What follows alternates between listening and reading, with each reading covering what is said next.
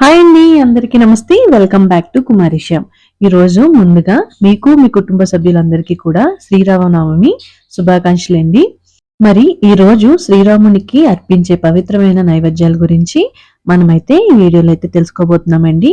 అవేంటి అంటే పానకం, వడపప్పు, చలిమిడి ఎలా తయారు చేయాలో ఈ వీడియోలో చూసేద్దాం, వచ్చేయండి. ముందుగా దీనికోసం అని చెప్పి పానకానికని నేను ఒక పెద్ద గిన్నెతో వాటర్ అయితే తీసుకుని అందులోని ఒక 100 గ్రామ్స్ వరకు బెల్లాన్ని అయితే వేసుకుని దీన్ని కర్రీ అంత చేపు కూడా మనం అయితే పక్కన పెట్టుకుని అయితే నానబెట్టేసుకోవాలండి. తర్వాత ఒక రోల్ తీసుకుని అందులో ఒక 6 యాలకులు, ఒక 2 టేబుల్ స్పూన్ మిరియాలను కూడా వేసుకుని బాగా మెత్తగా అయితే మనం పౌడర్ లాగా అయితే చేసుకోవాలండి. చూసారా, ఈ విధంగా మనం అయితే పౌడర్ లాగా అయితే చేసుకుని రెడీగా అయితే ఒక బౌల్లో వేసుకుని సైడ్ అయితే ఉంచుకోవాలండి.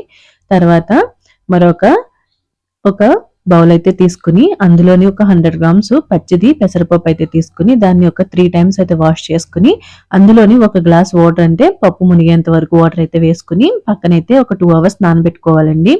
తర్వాత ఒక ప్లేట్ అయితే తీసుకుని అందులోని ఒక 100 గ్రామ్స్ అయితే రైస్ ఫ్లోర్ అండి, వరిపిండిని కూడా తీసుకుని బియ్యం పిండిని అందులో కొంచెం బెల్లాన్ని, ఒక 50 గ్రాముల బెల్లాన్ని కూడా వేసుకుని కొంచెం కొంచెం వాటర్ వేసుకుంటూ దాన్ని మనం బాగా మెత్తగా అయితే చలివిడి ముద్దలాగా అయితే మనం కలుపుకోవాలండి. వాటర్ కొంచెం కొంచెమే వేసుకోండి, ఒకేసారి అయితే వేసుకోవద్దు. ఈ విధంగా అయితే కలిపేసుకోవాలి. ఇప్పుడు ఇందులోని ఒక టేబుల్ స్పూన్ నెయ్యిని కూడా వేసుకోండి. ఇక నేనైతే ఆవు నెయ్యి వేసుకుంటున్నానండి. వేసుకుని ఇదంతా బాగా కలిసేలాగైతే మనం అయితే మరొకసారి అయితే కలిపేసుకోవాలి.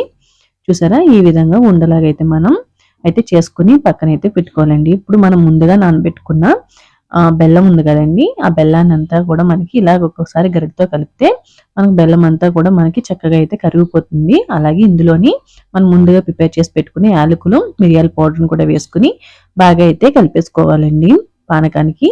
తర్వాత ఇందులో కొంచెం తులసి ఆకులను కూడా వేసుకుని దీన్ని పక్కన అయితే పెట్టుకోవాలి. ఇప్పుడు మనం ముందుగా నానబెట్టుకున్నాం కదండి పెసరపప్పు, అదైతే మనకి బాగా నానిపోయింది. ఇప్పుడు వాటర్ అంతా తీసేసుకుని మనం ఒక గిన్నెలోకి అయితే తీసేసుకోవాలండి.